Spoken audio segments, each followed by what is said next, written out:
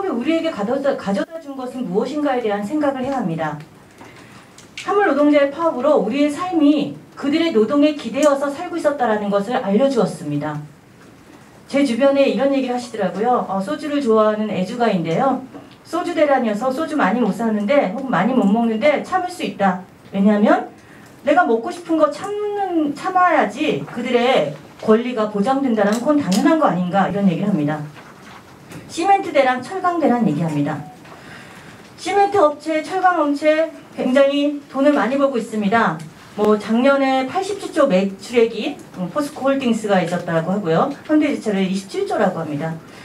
운송 위탁업체에 얼마나 배분했고 운송 원가가 어떻게 했고 그 운송 원가에서 실제 화물 노동자들에게는 얼마나 운임을 주었는가 이거에 대해서는 얘기하지 않습니다. 그냥 철강업체 대란 혹은 시멘트 대란, 소주 대란만 얘기합니다. 전 두 번째 얘기하고 싶은 건 그거입니다.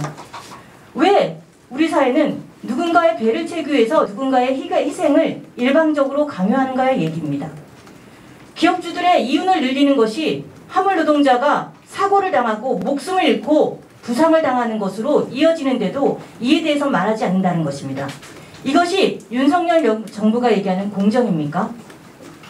2016년 한국도 가입되어 있는 유엔 사회권위원회에서는 공정하고 안전된 임금에 대한 권리에 대해서 이렇게 얘기를 했습니다. 거기에서는 화물 노동자와 같은 특수노동자, 이른바 비전형 노동자에게도 안전한 권리가 있고 그것은 국가정책으로 위반되어야 한다는 것입니다. 그리고 그걸 위해서는 파업권 행사라고 하는 것이 분명하게 보장되어야 한다는 얘기를 하고 있습니다. 여러 조중동을 비롯한 보수 언론에서도 얘기를 하지만 아유로 가입되어 있습니다. 파업 노동자의 정당한 권리입니다. 권리 행사를 하는데 불법부터 먼저 나옵니다. 권리는 보장되어야지 권리죠. 그런데 권리를 행사하겠다라고 선언하자마자 파업을 선언하자마자 불법, 엄정 대응, 무관용이라는 권리를 권리로서 인정하지 않은 이상한 말들이 난무하고 있습니다. 우리는 누군가의 희생으로 누군가의 권리와 생명이 앗아가는 그런 사회를 원하지 않습니다. 세 번째는 저는 안전대란이라고 바꿨으면 좋겠다라는 말씀을 드리고 싶습니다. 물류대란이 아니라 안전대란을 막는 것이다라는 거죠. 화물노동자들이 교통사고의 절반이 화물노동자라고 합니다.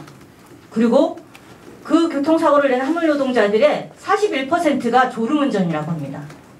여러 연구 결과를 통해서 나왔듯이 화물노동자들은 장시간 노동에 시달립니다. 왜냐하면 최소한의 임금이 보장되지 않기 때문임이죠. 그래서 안전운임제가 만들어진 겁니다. 가속을 할 수밖에 없고 가적을 할 수밖에 없습니다. 결국 졸음운전을 할 수밖에 없고 그것은 화물노동자의 생명과 건강을 위협합니다. 화물노동자만이 아니죠. 교통사고에서 다른 사람들도 도로에 있는 다른 비화물노동자도 시민들도 교통사고에 희생이 될 수 있습니다.